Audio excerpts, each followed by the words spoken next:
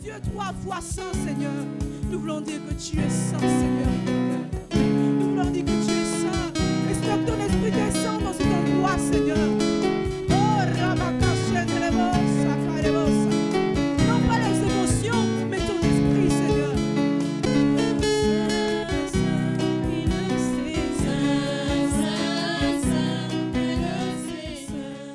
Est-ce qu'on peut acclamer la présence de Dieu ce matin? Est-ce qu'on peut acclamer Jésus ce matin? Est-ce qu'on peut acclamer le roi des rois? Il mérite la louange. Il mérite la gloire. Il mérite l'honneur ce matin. Alléluia. Alléluia. La présence de Dieu fait du bien. La présence de Dieu fait du bien, mes frères. Et j'aimerais nous encourager encore ce matin à demeurer dans sa présence. Alléluia. Alors ce matin, nous voulons juste une petite exhortation. Je ne serai pas très longue.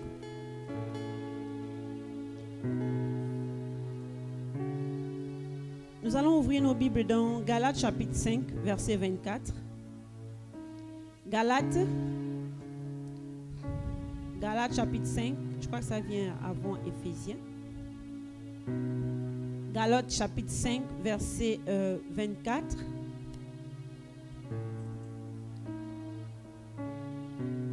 La Bible dit ceci: ceux qui sont à Jésus-Christ ont crucifié la chair avec ses passions et ses désirs.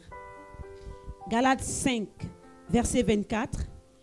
Ceux qui sont à Jésus-Christ ont crucifié la chair avec ses passions et ses désirs. Alors, ce matin, nous tirons notre thème de ce verset. Crucifions les œuvres de la chair. Amen.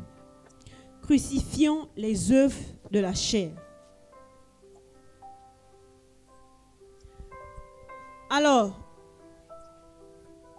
lorsqu'on accepte le Seigneur Jésus, lorsqu'on donne son cœur de façon sincère à Jésus, il y a quelque chose qui se passe en nous.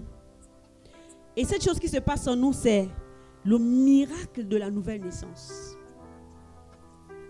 Et en 2 Corinthiens chapitre 5, verset 17, il y a une transformation qui s'opère en nous. Il y a quelque chose d'extraordinaire. Et cette chose-là fait que on ne voit plus les choses de la même manière. Donc je disais 2 Corinthiens chapitre 5, verset 17. La Bible dit ceci, c'est un verset connu. Si quelqu'un est en Christ, il est une nouvelle créature. Les choses anciennes sont passées. Voici, toutes choses sont devenues nouvelles. Amen. Amen. Donc, lorsque tu acceptes le Seigneur Jésus, le miracle de la nouvelle naissance s'opère en toi. Et ça, c'est pour ceux qui l'ont fait de façon sincère. Si depuis que tu as accepté le Seigneur, tu sens que il n'y a pas quelque chose qui s'est passé dans ton cœur. Tu n'as plus le dégoût des choses de ce monde. Si tu sens que tu n'as plus ce dégoût, ça veut dire qu'il y a quelque chose qui ne s'est pas encore passé, la nouvelle naissance. Et ce matin, j'aimerais t'encourager à donner ton cœur totalement au Seigneur. Si tu es sincère, tu verras. Et cette chose s'est passée une fois dans ma vie. Lorsque j'ai accepté le Seigneur de façon sincère, il y a quelque chose que, pour l'expliquer, c'est difficile. Il n'y a que des personnes qui ont vécu cela qui peuvent mieux l'expliquer. J'avais l'impression que j'avais un voile sur mes yeux.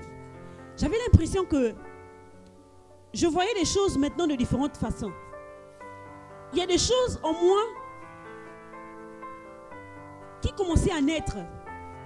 Je commençais à avoir le dégoût de certaines choses. Au-delà des enseignements que l'on me donnait, au-delà du suivi qu'on me faisait, mais je sentais qu'il y avait quelque chose qui s'était passé dans ma vie.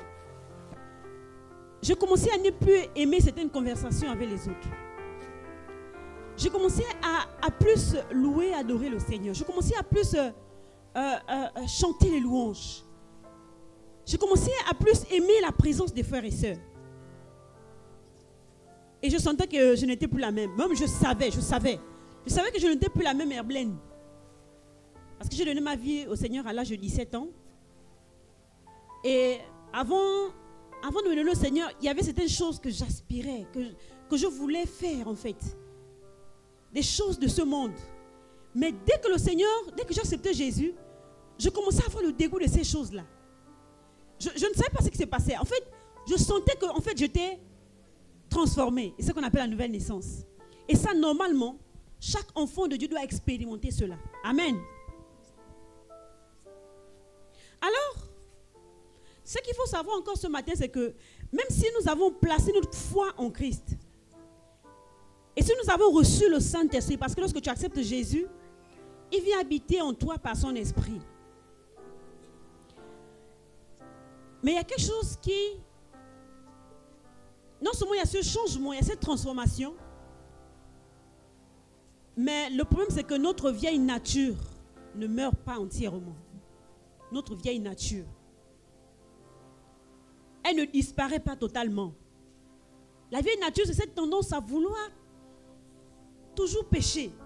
C'est la chair. Je ne parle pas ici de la chair de la peau. Parce que lorsque je disais tout à l'heure, crucifions les œuvres de la chair ici, ce n'est pas cette peau que l'on voit. C'est ce qui t'attire, en fait, à pécher. Et cette chose-là ne disparaît pas complètement. C'est pourquoi vous allez voir certaines personnes qui te disent qu'il a accepté le Seigneur. Mais peut-être même toi-même, tu sens que tu as toujours encore des pensées pas bien. Tu as toujours parfois des désirs. Tu sens que ces désirs-là ne sont pas des désirs qui glorifient le Seigneur. Alléluia. Donc il y a comme un combat permanent dans notre âme, dans notre être. Et ce que je voudrais nous dire ici encore ce matin, c'est que ce combat-là ne va s'arrêter seulement lorsque nous allons quitter la terre. Ce combat-là est là. Tu vas toujours lutter.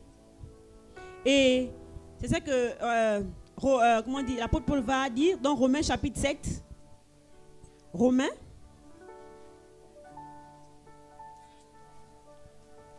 au chapitre 7, verset 19. Ça, c'est l'apôtre Paul qui dit. Et il va expérimenter ce combat aussi. Il va dire, car je ne fais pas le bien que je veux, et je fais le mal que je ne veux pas. Et pourtant, il avait accepté le Seigneur, il marchait avec le Seigneur, mais en fait, le problème, c'est que il se rend compte qu'il y a des choses qu'il a envie de faire, mais il n'arrive pas. J'ai envie de faire le bien, j'ai envie d'obéir au Seigneur, j'ai envie vraiment de glorifier le Seigneur, mais je n'y arrive pas. Je suis toujours porté à faire des choses pas bien. Et parfois, c'est comme ça que ça se passe dans nos vies. Il y a des choses, lorsque tu viens à l'église, tu écoutes des enseignements. Tu écoutes la parole de Dieu. Tu sais que c'est bien de le faire. Mais le problème, c'est que tu es confronté à ce combat, en fait. Ce combat, en fait, ce sont les œuvres de la chair qui se manifestent. En toi, en nous, en chacun de nous. Oui, lorsqu'on se convertit, c'est pas totalement, on devient totalement parfait. Voilà. Parce que ne faut pas que on soit comme dans un nuage. Amen. Lorsqu'on se convertit, on n'est pas totalement parfait. Et puis, tu es là. Parce que parfois, d'autres voient la vie chrétienne comme si c'était quelque chose où il n'y a plus jamais de péché, il n'y a plus jamais de difficultés, il n'y a plus jamais de tentations et tout ça. Non, c'est des choses qui arrivent. Alors tu vas te poser, mais c'est quoi la différence? Nous allons essayer d'expliquer ici parce que notre thème dit crucifions les œuvres de la chair. En dépit du fait qu'on voit ce combat en nous, une lutte de la chair et de la nouvelle nature qui est en nous. Parce que avant, lorsque tu n'as pas que Jésus, c'était juste la chair qui se manifestait. Les œuvres de la chair. Vraiment, tu ne sentais même pas une lutte. Mais dès que tu as accepté le Jésus, tu sens qu'au-dedans de toi, il y a quelque chose qui s'est passé. Désormais, lorsque tu veux mentir, tu sens que le mensonge n'est pas bien en toi. Lorsque tu veux peut-être insulter quelqu'un, tu sens qu'il y a comme quelque chose qui te retient. Donc, il y a cette nouvelle nature-là qui se manifeste en toi. Et en même temps, il y a ce vieil homme, cette vieille nature. Il y a aussi ces œuvres de la chair-là qui agissent aussi en toi. Alors, dans ce cas, en tant que chrétien, comment faire? C'est ça la question. Comment faire? Alors, avant de dire comment faire ici, ce qu'il faut savoir, c'est que le Seigneur ne nous a pas piégés. Le Seigneur ne nous a pas dit, vous acceptez le Seigneur et voilà maintenant, tu t'occupes de ça toi-même, tu vas t'en sortir seul. Non.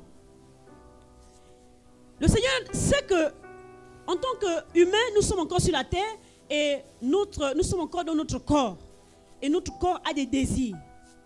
Et ces désirs-là doivent être crucifiés, ces désirs charnels. Alors, Dieu ne nous laisse pas comme ça.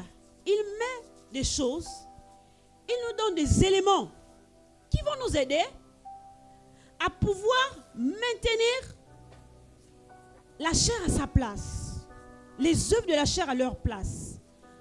Parce qu'en réalité, Dieu nous a donné cette capacité de faire en sorte que ces œuvres de la chair ne nous dominent pas. Que ces œuvres de la chair, nous puissions avoir la victoire sur ces œuvres.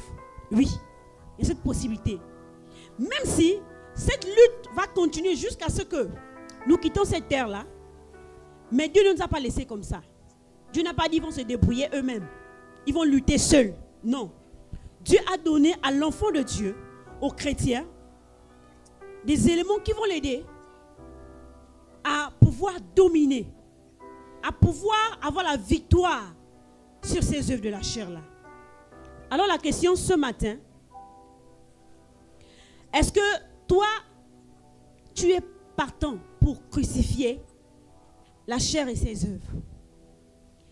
Parce que c'est d'abord là le problème. Les œuvres de la chair sont là. Tout à l'heure, nous allons les citer. Les désirs de la chair sont là.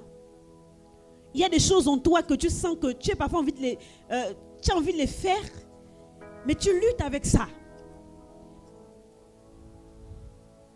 Mais est-ce que d'abord, tu veux te séparer de ces choses? Parce que tout commence là. Si tu es encore attaché à cela, si tu n'es pas prêt à te séparer de ces choses-là, il sera difficile pour toi de dominer sur les œuvres de la chair. Donc, la première chose à faire, c'est d'abord prendre la décision, toi-même, de crucifier ces choses.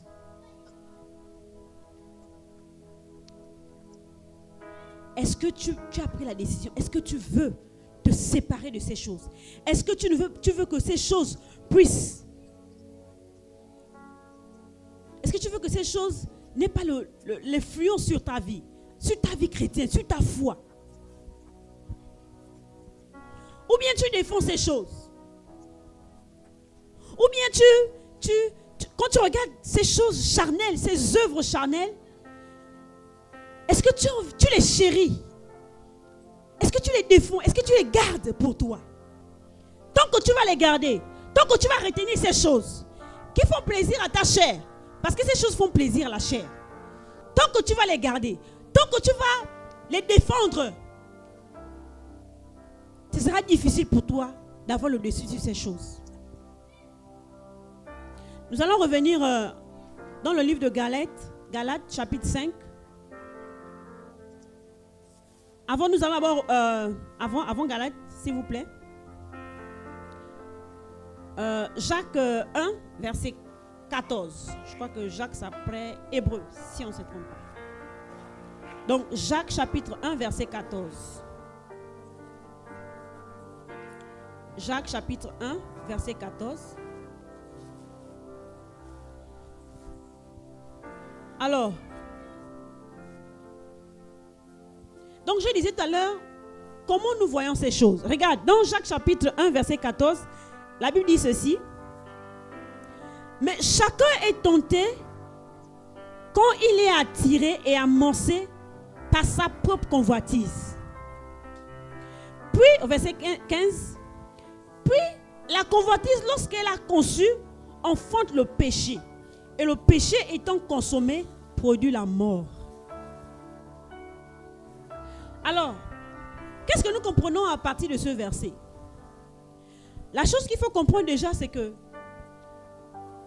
si tu ne comprends pas que les désirs de la chair, les œuvres de la chair sont graves, si tu ne comprends pas que ces choses sont graves, il sera difficile pour toi de te séparer de cela.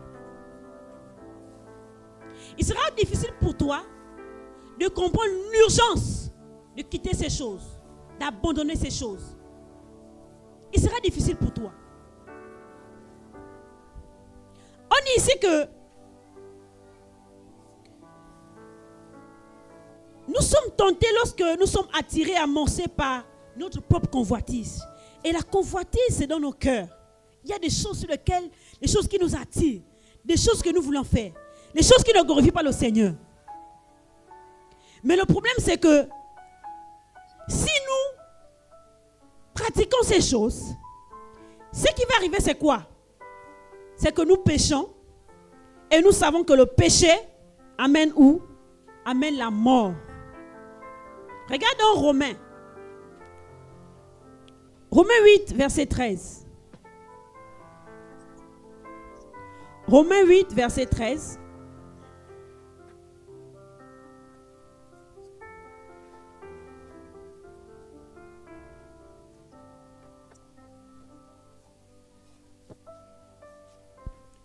La Bible dit ceci. Si vous vivez selon la chair, vous mourrez.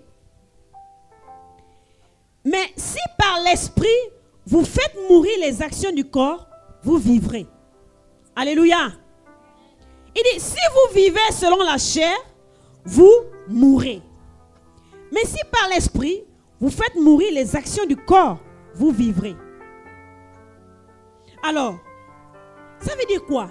Ça veut dire que si je décide de vivre selon les œuvres de la chair, si je décide de vivre dans le mensonge, dans l'impudicité, de vivre dans les plaisirs de ce monde, la Bible dit ici qu'on meurt en fait.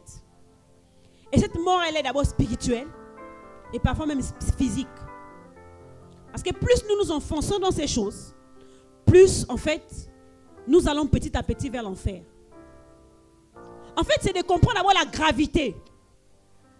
Ce n'est pas tant d'abord suivre, parce que, comme je le disais, ça procure du plaisir lorsque nous manifestons les œuvres de la chair. Revenons dans Galates, que nous avons lu tout à l'heure.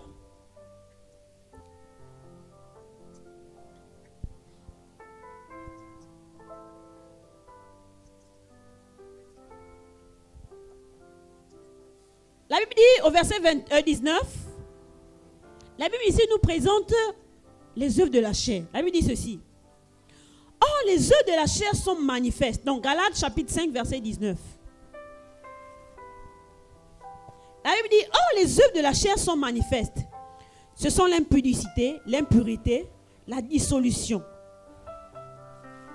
l'idolâtrie, la magie. Nous sommes en train de parler de ces choses-là. Ce sont ces choses-là qui font la guerre à notre âme. Les inimitiés, les querelles, ceux qui aiment se disputer là. Les jalousies. Tu es jaloux de l'autre. Que ce soit à la maison avec ton frère et ta soeur.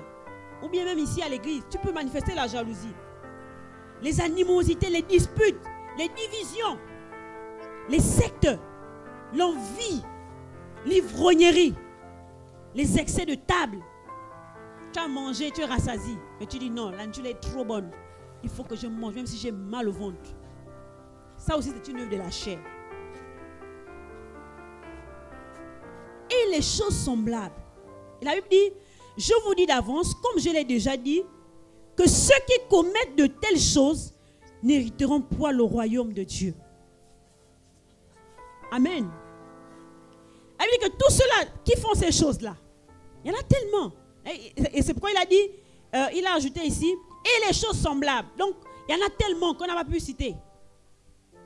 Les mauvaises pensées, la haine, la colère,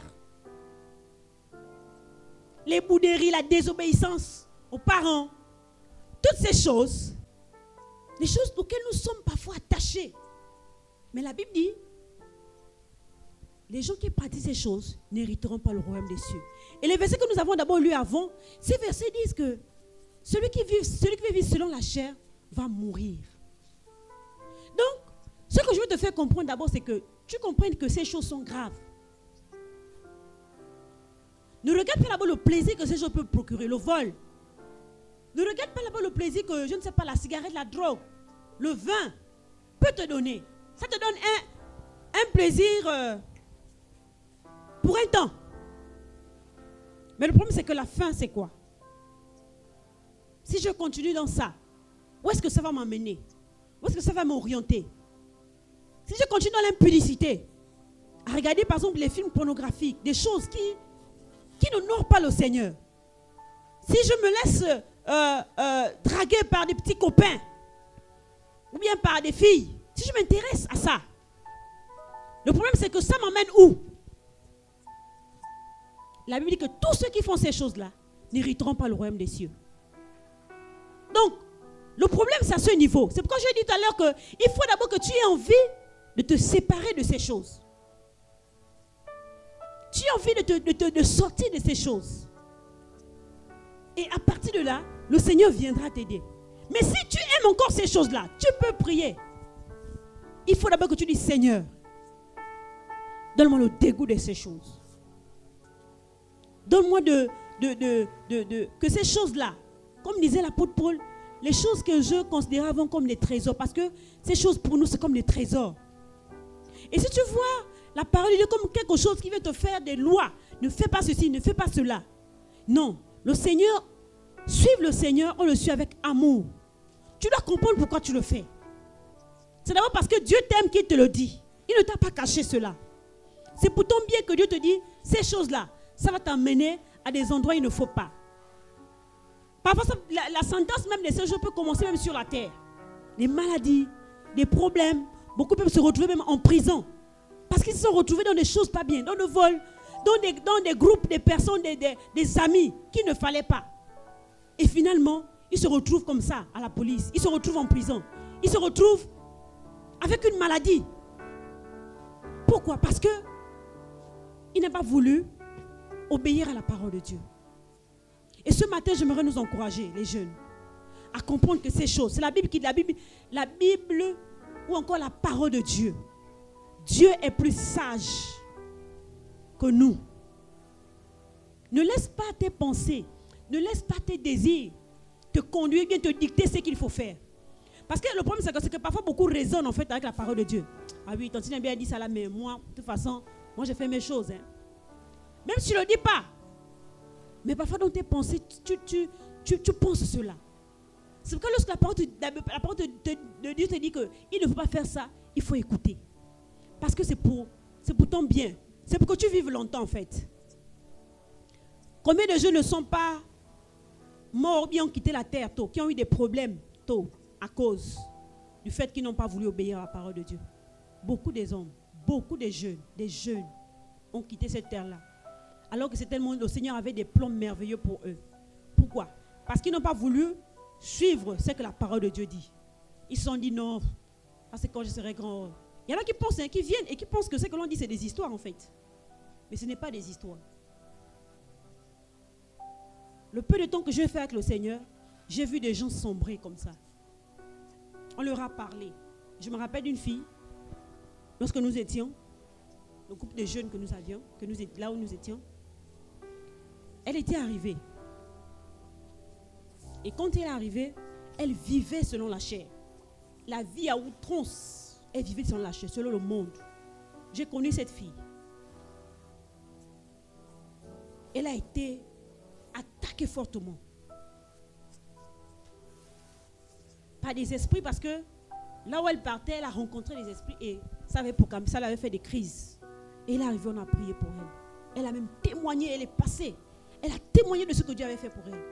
Elle a glorifié le Seigneur. On a dit gloire à Dieu. Le Seigneur l'avait délivrée. À cause de la vie qu'elle menait. Mais quelques temps après, lorsqu'elle a vu que ça allait déjà, petit à petit, elle a commencé à repartir dans les vomis, les choses qu'elle avait abandonnées. Elle est repartie petit à petit. Et après, elle a attrapé le sida. Et quand elle a attrapé le sida, c'était compliqué pour elle. Je me rappelle un jour, je la croise dans la ville. Je n'arrivais pas à la reconnaître. Je n'arrivais pas à la reconnaître. Elle était complètement transformée, mais de façon négative. Et aujourd'hui, elle n'est plus de ce monde, elle est décédée. Et pourtant, elle avait fait le témoignage. Si elle était restée dans la parole de Dieu, dans ce que Dieu l'avait sortie de loin. Mais comme elle s'est laissée emporter par les désirs de ce monde, par les choses de ce monde, elle s'est dit, waouh. Et c'était une belle fille, elle était très jolie. Elle s'est dit, waouh, de toutes les façons. Et elle a tiré vraiment même les blancs. Elle s'est dit, waouh, voilà. Mais Satan l'a fait ça dur. Satan l'a dit, hé, hé, viens. Et elle est partie comme ça. Vous avez la grâce, vous, en tant que jeune. Comme disait la dernière fois le pasteur Gestin, la grâce de connaître Dieu lorsqu'on est jeune. C'est une grâce, je vous assure. Vous savez, lorsque j'ai accepté le Seigneur, et pourtant c'était à l'âge de 17 ans, mais je me disais, mais pourquoi je n'ai pas accepté le Seigneur plus tôt? En fait, c'est la question que je me disais. À 17 ans, j'ai accepté le Seigneur. Je dis, mais pourquoi? Et je disais, mais pourquoi je n'ai pas connu le Seigneur plus tôt? Pourquoi? Parce que pour moi, j'avais perdu des années, loin de Dieu. J'ai regretté. C'est pourquoi pour vous, c'est une grâce d'écouter ces conseils-là. Parce que ça vous épargne de beaucoup de choses. Je vous assure qu'il y en a des témoignages de personnes qui ont abandonné Jésus. Je connais encore une fille que je suivais. Cette fille-là, c'est moi qui l'encadrais. Je l'encadrais, j'allais tout le temps chez elle. Je l'encourageais dans la foi. Et un jour, elle s'est laissée influencer par un jeune homme qui venait avec des belles paroles. Oh, tu es belle. Oh, tu es comme ça. Et elle commençait à donner des raisons. Pourquoi tu ne viens plus? Non, mais c'est parce que. Pourquoi? Elle donnait des raisons qui n'avaient rien à voir. Et quelques temps après, et les dernières nouvelles que j'avais eues de cette fille, c'est qu'elle était très gravement malade et elle est décédée. Jeune fille. Jeune. Mais je connais aussi des filles que Dieu a sorties du monde et qui ont donné leur vie, que le Seigneur a extraordinairement changé. Et la Bible dit que si l'on vit selon la chair, on meurt. Si tu suis les choses de la chair, tout à l'heure je t'ai donné des témoignages, mais aussi des bons témoignages de personnes qui se sont attachées au Seigneur. Et que dire de mon témoignage? Moi-même. Oui, peut-être le Seigneur qui permet, je n'avais pas prévu tout ça. J'ai accepté le Seigneur très jeune à 17 ans. À 17 ans, quand j'ai accepté le Seigneur à 17 ans, pour les jeunes filles qui savent que la crème c'est important. Moi, je n'avais pas de crème. Je vous dis, je pouvais vous dire la vérité. Et Ortiz, parfois c'est difficile. Mais je voyais des gens autour de moi, des filles autour de moi, qui s'attrapaient des petits copains, qui les donnaient des choses. Qui les donnaient de l'argent. Je voyais comment elles se baladaient, faisaient des choses. Mais j'ai dit, Seigneur, je t'ai accepté. Je ne veux pas repartir, je veux pas aller dans le monde pour aller toucher des hommes, pour avoir ces choses-là. Vous savez ce que je faisais comme crème? Parfois, quand il y avait le savon à la maison, vous savez ce que je faisais? Le savon là, je prends le savon, je prends dans la bouteille des crèmes qui étaient mieux, je mets le savon dedans. Je mets un peu d'eau, je mets un peu d'huile d'arachide que l'on prépare. Ça reste 2 jours, 3 jours. Et puis je secoue comme ça là. Je frotte ma crème, je pars au lycée avec. Mais je ne voulais pas aller me prostituer. Ah non. Jésus avait tellement touché ma vie que je ne voulais pas. Je ne voulais pas que quelqu'un me touche. Je ne voulais pas. Jésus seul.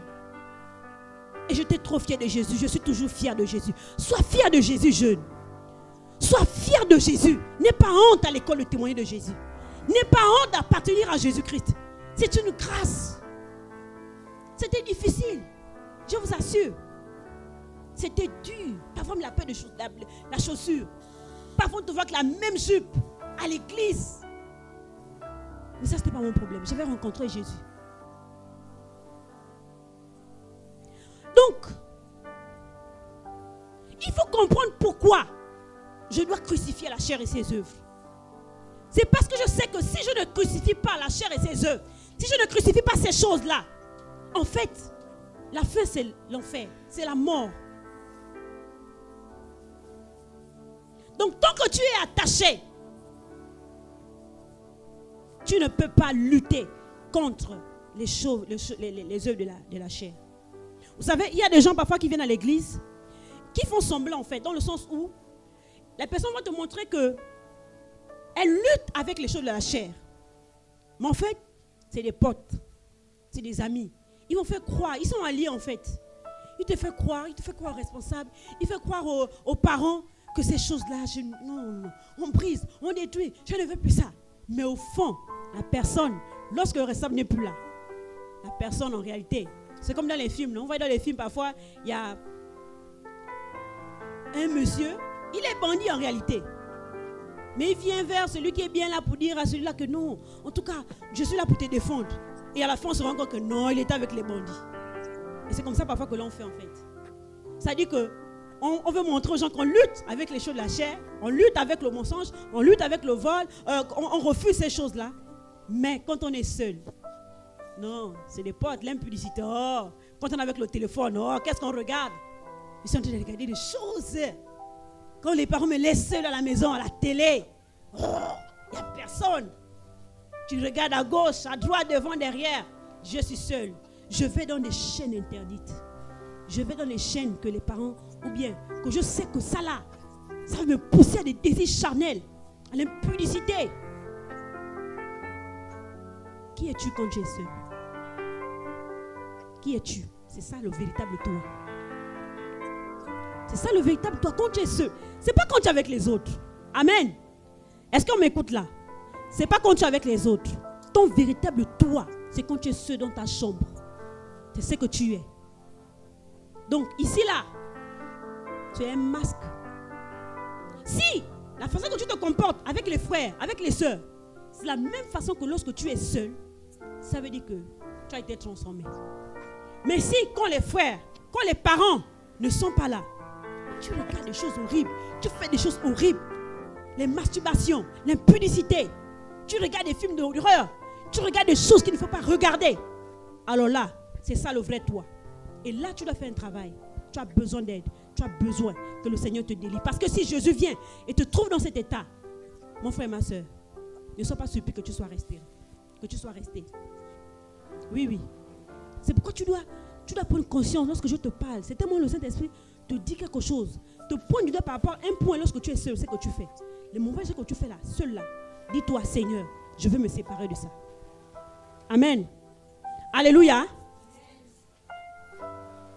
Regardez dans 1 Corinthiens chapitre 9, verset 27. 1 Corinthiens chapitre 9, verset 27.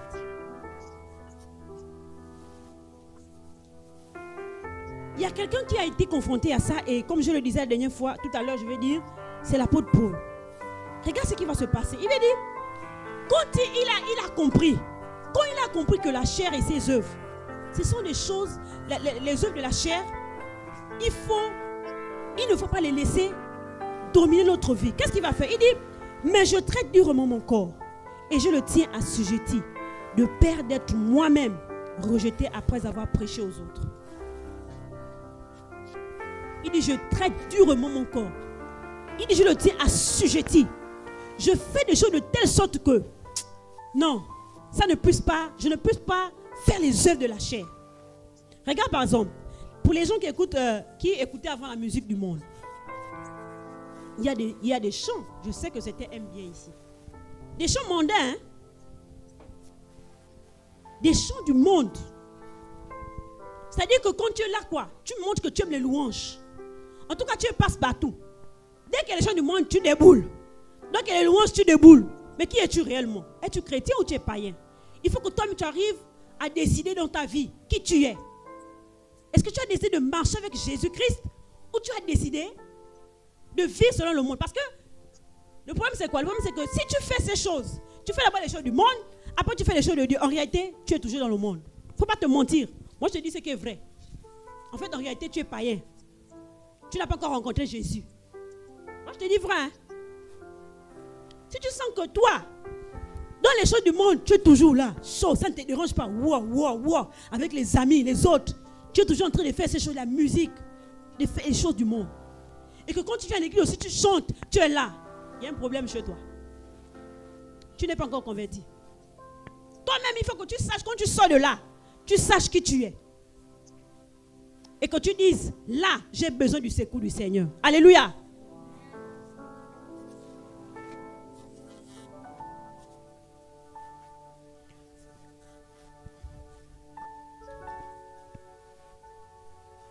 Alors, maintenant ici, ce que l'on veut aborder, c'est comment faire. Comment faire pour savoir que ça là, ce sont les œuvres de la chair? Comment faire pour reconnaître que ça, ce sont les œuvres de l'esprit? Et regardez dans Galates chapitre 5, tout à l'heure nous avons déjà lu les œuvres de la chair. Galates chapitre 5, verset 16, à partir du verset 22, je crois. On va regarder. Celui qui a la page peut nous faire la lecture. Il ne faut pas hésiter. Dans Galates chapitre 5, verset 22. La Bible dit ceci. Mais le fruit de l'esprit, c'est l'amour, la joie, la paix, la patience, la bonté, la bénignité, la fidélité, la douceur, la tempérance. Ce sont les fruits de l'esprit. Tout à l'heure, nous avons cité les œuvres de la chair. L'impureté, l'impudicité, toutes ces choses-là. Mais ici, on montre aussi les choses de l'esprit. En fait, qu'est-ce que je veux dire ici? Comment faire pour reconnaître ça? La première chose, c'est de déjà réussir à les distinguer. Alors, lorsque tu distingues ces choses-là, c'est déjà un premier pas. Aussi, ce qu'il faut savoir, c'est que les choses de la chair, comment tu peux aussi les reconnaître? C'est lorsque tes pensées sont orientées vers les choses mondaines. Tes pensées. C'est-à-dire que quand tu es là à la maison, quand tu veilles là, ton cœur, c'est vraiment, si on pouvait aller en boîte de nuit. Tu as vu, non?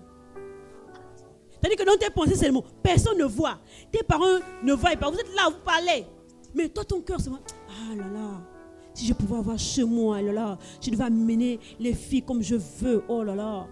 Mais si j'étais seulement avec mes amis, on devait m'aller braquer là-bas. Si je peux goûter même le vin là, la boisson là. Non. C'est à cause de mes parents quoi. À cause de ce qui se passe déjà dans tes pensées, ça montre que tu vis selon la chair. Amen. Amen. Lorsque tu as les mauvais désirs, tu es porté seulement vers les choses qui sont extraordinaires, qui brillent, les richesses. Ah non, non, là vraiment, j'avais une grosse voiture quoi. C'est-à-dire que la grosse voiture là, on arrive avec ça à l'école. Oh là là, les gens devaient voir. C'est-à-dire que la gloire là, tu cherches les honneurs. Tu cherches seulement les honneurs, les choses que... ça là, c'est vu selon la chair. C'est-à-dire que tu veux seulement impressionner les gens, quoi. Tu veux seulement attirer les regards sur toi. Tu veux seulement que vraiment les autres voient que oui, tu n'es pas n'importe qui. Ça, c'est vu selon la chair. Parce que celui qui a crucifié la chair et ses œuvres, il ne vit que selon Dieu. C'est-à-dire que lui, il veut seulement que, quand on le voit, il faut qu'on voit Christ apparaître. Amen. Quand on le regarde, quand tu es à l'école, il faut qu'on te dise, non, lui là, comme il me disait à l'école, parce que moi c'est depuis la fête des pasteurs. Moi, depuis à l'école, les conseillers de classe me disaient, je suis pasteur. Oui, pourquoi? Parce que moi, je passais mon temps seulement qu'à les évangéliser. C'est-à-dire qu'il y en a parfois, il y en a qui me fuyaient même. Oui, il y en a qui me fuyaient pendant les récréations. Je me rappelle, c'était à Sivos. Il y en a qui me fuyaient. C'est-à-dire que quand ils me voient, quand ils savent que là, Herblène est là, ils savent que je veux parler de Jésus. Est-ce qu'on peut dire ça de toi? Est-ce que quand on regarde, on te dit, est-ce qu'à l'école, si on venait dans ta classe et on demandait à tes conseillers de classe, est-ce que celui-là est chrétien? Est-ce que tous pourront témoigner que tu es vraiment chrétien? Parce que c'est là-bas où le Seigneur attend que nous manifestons la véritable vie chrétienne. Amen. Est-ce que si à la maison, on est à la maison, moi c'est surtout à l'école parce qu'à la maison, on peut encore être, les parents sont là, on joue un peu aux chrétiens. Mais à l'école, c'est là le vrai nous aussi apparaît. Est-ce que tes professeurs, est-ce que tes enseignants, quand on parle de toi, on peut dire que lui là, il est chrétien. S'ils ne disent pas que toi tu es chrétien, c'est qu'il y a un problème. Oui. Moi, mes professeurs savaient que j'étais chrétien. Ils savaient. Parfois, ils me disaient, oui, là tu vas déjà à l'église. Oui, pas à l'église. J'étais fier de le dire. Oui. Et il faut être fier de ça. Et il y en a qui ne voulaient pas être des amis avec moi parce qu'ils savaient que moi j'étais chrétien. C'est pas un problème. Moi c'est Jésus. J'ai choisi Jésus. Et je prie au nom de Jésus que vous aussi, vous soyez même comme ça. Que dans vos classes, que l'on reconnaisse que vous êtes des véritables chrétiens. Non seulement dans votre attitude, dans votre comportement, dans votre manière de parler. Que l'on sente que celle-là, vous savez, la vie chrétienne doit être de telle sorte que vous, en tant que chrétien, lorsqu'on vous regarde seulement, c'est-à-dire que tu as comme l'image de Jésus en toi, que lorsqu'on te regarde seulement, on n'a même pas besoin de te demander, on sait que c'est Jésus. Oui, on peut arriver à ce degré. On peut arriver à ce niveau. Quand on te regarde, on ne cherche pas à dire, à demander. On te regarde, on dit, lui là, c'est un chrétien. Il faut que tu arrives à ce niveau. Il ne faut pas arriver à la confusion de manifester les œuvres de la chair. Pour que lorsqu'on arrive, tu fais mon honte. Mon pasteur. Ah, pasteur. Tu marches avec ta copine, vous quittez à l'école, tu salues. Oh, maman, pasteur, bonjour. L'autre dit, oh, toi tu es chrétien. C'est même l'autre qui te pose la question. Oh, donc toi tu vas à l'église. Il ne faut pas que ça soit ainsi.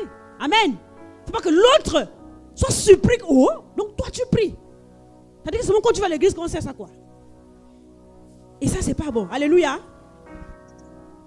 Alors, comment faire maintenant pour faire en sorte que les œuvres de la chair, parce que par nous-mêmes c'est difficile, nos propres forces c'est difficile. Mais comme je le disais, il faut déjà désirer. Alors, il faut faire quoi?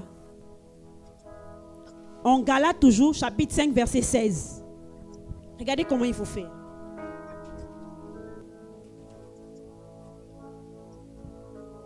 Galates chapitre 5, verset 16, la Bible dit ceci. Je dis donc, marchez selon l'esprit et vous n'accomplirez pas les désirs de la chair. Est-ce qu'on peut répéter ça ensemble?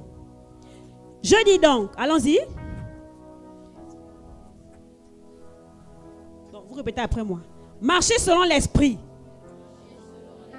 et vous n'accomplirez pas les désirs de la chair. On répète encore, marchez selon l'esprit et vous n'accomplirez pas les désirs de la chair. Vraiment, c'est beau. C'est ça là, le moyen que le Seigneur nous donne. Que si je marche selon l'esprit, si je me laisse conduire par le Saint-Esprit, si je suis les directives de l'esprit, alors les œuvres de la chair ne seront pas accomplies dans ma vie. Amen. Regarde dans Romains chapitre 8, verset 5. Romains chapitre 8, verset 5. Romains chapitre 8, verset 5.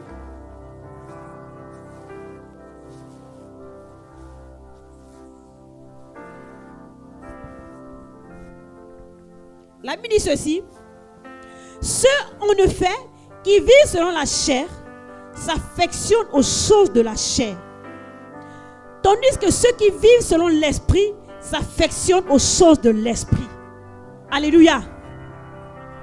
Il dit que ceux-là qui aiment les choses de l'esprit, ceux-là qui sont attachés aux choses de l'esprit, aux choses de Dieu, les choses que Dieu veut, ceux-là, qu'est-ce qui va se passer dans leur vie? Oui, je vous écoute. Ils vont vivre selon l'esprit. D'accord? Alors, si moi je vis selon le Saint-Esprit, si je prends l'engagement que dans ma vie désormais, je veux marcher par rapport à ce que le Saint-Esprit veut dans ma vie, alors tu vas voir que les choses charnelles là n'auront plus le dessus sur toi. Les choses que tu vois que dans ton corps là, ça veut agir, ça veut se manifester. Tu vas te rendre compte qu'en fait, ces choses ne vont plus se manifester. Mais si tu vis l'affection de la chair, ceux qui En effet, qui vivent selon la chair s'affectionnent sur la chair. Tu vas rester toujours attaché aux choses de la chair si tu vis selon la chair. Mais si tu vis par l'esprit, tu vas t'affectionner aux choses de l'esprit. Alors, vivre selon l'esprit passe par quoi? Cela passe par quoi? Parce que pour vaincre les œuvres de la chair, il faut marcher selon l'esprit. Alors, je ne vais pas tout donner ici, tous les éléments qui vont nous aider à vivre selon l'esprit, mais c'est juste quelques éléments que j'ai pu retenir qui vont nous aider en tant que chrétiens à marcher selon l'esprit. Alléluia. Alors, la première chose ici, c'est l'obéissance à la voix de Dieu. Regardons Hébreux chapitre 3, verset 15. Hébreux. Nous sommes en Hébreux chapitre 3. Verset 15. Celui qui a la page peut lire. Donc je lisais Hébreux chapitre 3, verset 15.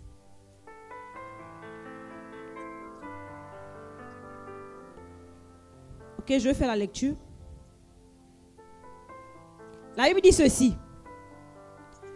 Pendant qu'il est dit, aujourd'hui, si vous entendez sa voix, n'endurcissez pas vos cœurs comme lors de la révolte. Si tu entends la voix de Dieu, l'une des choses qui va faire en sorte que tu sois épargné, tu ne sois pas dominé par les choses de la chair, ou bien les désirs de la chair, ce n'est pas endurcir ta voix lorsque Dieu te parle. Comme ce matin, Dieu te parle au travers de sa parole. Comment tu vois? Est-ce que tu veux obéir à Dieu ou tu te rends compte que ça là, tu n'es pas prêt à le faire? Donc je disais Hébreux chapitre 3 verset 15. Dis n'endurcissez pas. Si tu entends la voix de Dieu, n'endurcis pas ton cœur. Ne dis pas non, je ne veux pas faire. Ne dis pas non, ça là, je ne peux pas. Ne dis pas non, ça là, en tout cas, je ne suis pas encore prête à le faire. Non. Dis-toi, Seigneur, tu as parlé. Et quand tu parles, c'est que tu me donnes la capacité de le faire. Alors, je prends l'engagement de le faire. Si tu obéis à la voix du Seigneur, alors c'est une solution pour toi pour sortir de l'influence des œuvres de la chair ou encore de la chair. Amen. Obéir à la voix de Dieu. Et l'un des versets qui m'a toujours touché, c'est un chapitre qui me touche beaucoup lorsque je le lis. C'est un de mes chapitres préférés de la Bible, dans le livre de Jean chapitre 10. Il faut avoir des livres comme ça que vous aimez lire, c'est important. Donc Jean chapitre 10, verset 27. La Bible dit ceci, donc Jean chapitre 10, c'est un chapitre que j'apprécie beaucoup. Vraiment Jean chapitre 10. Donc verset 27. La Bible dit ceci, mes brebis entendent ma voix, je les connais, elles me suivent. Mes brebis entendent ma voix, je les connais et elles me suivent. La question, est-ce que tu entends la voix de Dieu souvent? Quand Dieu te parle, il dit, les brebis du Seigneur entendent sa voix et quand on entend la voix de Dieu, qu'est-ce qui se passe? On suit cette voix. Amen. Est-ce que tu suis la voix du Seigneur? Est-ce que quand Dieu te parle au travers de la parole de Dieu, est-ce que tu suis cette voix? Est-ce que tu te dis, moi je veux suivre cette voix? Mais d'abord, pour écouter, pour suivre cette voix, il faut d'abord être une brebis du Seigneur. Donc tu comprends que si tu ne suis pas la voix du Seigneur, donc tu n'es pas encore sa brebis. C'est ça que ça veut dire. Les brebis du Seigneur entendent sa voix et elles suivent. Est-ce que tu suis la voix du Seigneur? Quand Dieu te parle à l'église, quand Dieu te parle au travers des parents, lorsque tu lis la parole de Dieu, même parfois au-dedans de toi, est-ce que tu suis la voix du Seigneur?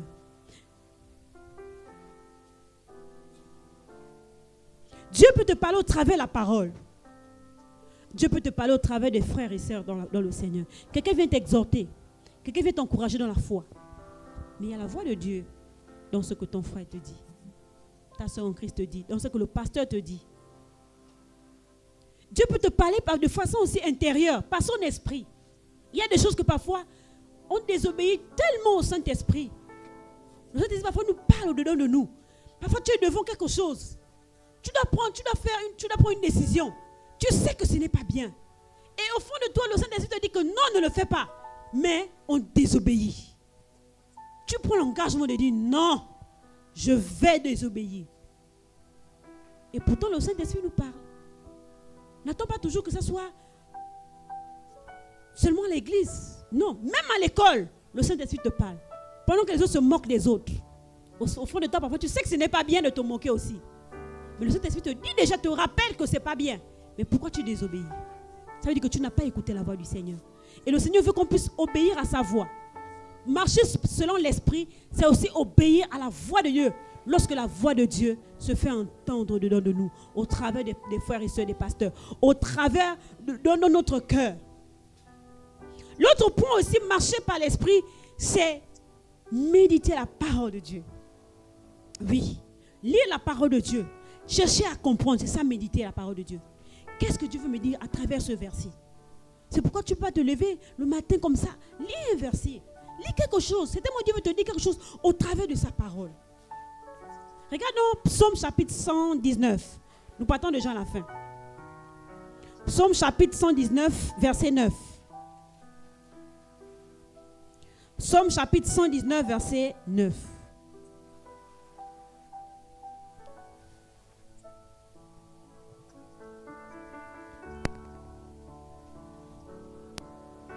La Bible dit ceci. Comment le jeune homme rendra-t-il pur son sentier? Comment le jeune homme rendra-t-il pur son sentier? La Bible dit comment? On reprend, c'est en se dirigeant d'après ta parole. Comment toi, et on parle du jeune, comment toi, jeune homme, jeune fille, comment feras-tu en sorte que dans ta façon de marcher, tu puisses sortir de ne pas pratiquer les œuvres de la chair?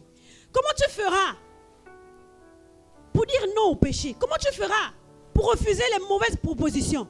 Comment tu feras pour ne pas tomber dans les désirs coupables de ce monde? Comment tu feras? La Bible dit comment? La Bible dit c'est en se dirigeant d'après la parole de Dieu. C'est en se laissant conduire par la parole de Dieu. Lorsque tu la médites, tu la comprends. Lorsque tu lis la parole de Dieu tous les jours, lorsque tu cherches à la comprendre, le Seigneur te donne comment il faut vivre même dans ce monde. Le Seigneur va mettre en toi le désir de ne même pas pratiquer ces choses-là. Et le dernier point que je voulais donner ici, c'est en passant le temps aussi en louant et adorant le Seigneur. Est-ce qu'il t'arrive parfois quand tu es seul à la maison, de dire, moi je veux louer, je veux adorer le Seigneur. De rentrer dans ta chambre et de tout simplement louer le Seigneur. Vous savez, on ne peut pas rencontrer le Seigneur et rester le même. Qu'est-ce qui monte dans ton cœur chaque jour? Quels sont tes désirs? Et je me rappelle, quand je venais de me convertir, c'était comme ce feu-là. Quand je quittais l'école, je rentrais dans ma chambre. J'adorais le Seigneur. Je le louais. Je glorifiais son nom. Et je passais la journée à louer le Seigneur. Quand je travaillais, je faisais la vaisselle. Je louais le Seigneur. Je chantais pour le Seigneur. Parce que mon cœur était rempli de l'amour pour le Seigneur. Et ma prière pour vous, c'est que l'on voie en vous cet amour, ce feu qui est en vous. Cet amour pour le Seigneur. Qu'on n'a même pas besoin de te forcer pour prier. On n'a pas besoin de te forcer pour venir à l'église. Tu peux expérimenter cela. Tu peux expérimenter la plénitude, la présence de Dieu. Tu peux expérimenter l'amour de Dieu. Ton corps peut être rempli. Mais est-ce que tu désires cela? Est-ce que tu veux connaître Dieu? Est-ce que tu veux rentrer davantage en présence de Dieu? Est-ce que tu as soif de Dieu? Quelqu'un dit dans la Bible que comme soupire une biche après l'eau d'un ruisseau, ainsi mon âme soupire après toi. La Bible dit dans le psaume chapitre 1, verset 1 à 2, il dit heureux l'homme qui ne marche pas selon le conseil des méchants, mais qui trouve son plaisir dans la loi de l'Éternel. Il est comme un arbre planté près d'un courant d'eau. Heureux l'homme qui se confie dans les voies de l'Éternel. Il est comme un arbre planté près d'un courant d'eau. Son feuillage ne se flétrit point, tout ce qu'il fait lui réussit. Arrivé dans sa saison, il porte beaucoup de fruits. Est-ce que quand tu chantes pour le Seigneur, tu dis Seigneur, je t'aime? Est-ce que quelqu'un a déjà dit un jour à Dieu qu'il l'aime? C'est-à-dire que pas que quand on fait le sujet d'église, tu dis, oh, disons à Dieu que nous l'aimons. Est-ce que toi-même à la maison, ça t'arrive de dire à Dieu, Seigneur, je t'aime? Est-ce qu'il t'arrive de pleurer devant lui parce que tu reconnais ce qu'il a fait pour toi à la croix? Parce que quand tu rencontres le Seigneur, tu rentres à sa présence. Quand tu sors de là, quand tu finis d'adorer, quand tu finis de prier, quand tu sors de là, en fait, les choses charnelles, tu as le dégoût de ces choses. Tu as le dégoût. Même parfois, les autres vont raconter des choses, des bêtises. Tu sens que, non, ça ne t'intéresse pas. Pourquoi? Parce que tu as passé du temps en présence de Dieu. Parce que tu as passé du temps à chercher la plénitude de l'esprit. Parce que tu aimes la présence de Dieu. Et Dieu veut ce matin que nous soyons des jeunes qui aiment sa présence. Plus tu aimes la présence de Dieu, plus tu es en présence de Dieu, plus des choses charnelles, plus des choses de ce monde ne vont plus t'intéresser. Il n'y aura plus de goût. Ce que je dis, c'est une expérience. Ce n'est pas quelque chose que... Ce n'est pas la littérature. C'est quelque chose que tu dois expérimenter de toi-même. Prends du temps avec Jésus. Dis aujourd'hui, je vais adorer le Seigneur. Tu verras. Tu verras combien de fois Dieu est merveilleux. Alléluia. Alléluia. Alléluia. Est-ce que vous voulez rester attaché au Seigneur? Plus tu es attaché au Seigneur, plus les choses de ce monde, les œuvres charnelles seront pleinement crucifiées. Plus tu veux obéir à la voix du Seigneur, plus tu veux marcher par l'Esprit, tu passes le temps dans sa présence, plus ton cœur va s'affectionner aux choses d'en haut. Et la Bible dit, affectionnez-vous des choses d'en haut. On n'aura pas besoin de te dire que non, laisse ça, je t'assure. Quand je viens de me convertir, de donner ma vie au Seigneur, l'amour du Seigneur avait tellement rempli mon cœur que même lorsque, je n'avais même pas assez d'enseignement, mais moi je savais, le Saint-Esprit me dit en moi que ça c'est pas bien. Il y a des choses que je ne voulais plus faire. Au point où je me rappelle, une mère me dit que, mais toi vraiment il y a des choses qu'on peut plus te dire. J'ai dit oui. Parce que l'amour de Dieu avait rempli mon cœur. C'est-à-dire que quand tu es attaché au Seigneur, quand tu aimes le Seigneur, quand tu es amoureux de Jésus, tu vas arriver à un point où on n'a pas besoin de te dire que laisse le vol, laisse le mensonge. On n'a plus besoin de te dire ça. Parce que la vie de Dieu sera pleinement toi, que ce sera même toi de dire aux autres que ça je ne veux plus. Tu diras ça je ne veux plus. Et les parents sentiront, les gens vont témoigner que oui, tu as vraiment rencontré le Jésus. Alléluia. Est-ce qu'on peut prier? Dieu, 3 fois saint, Seigneur. Nous voulons dire que tu es saint, Seigneur.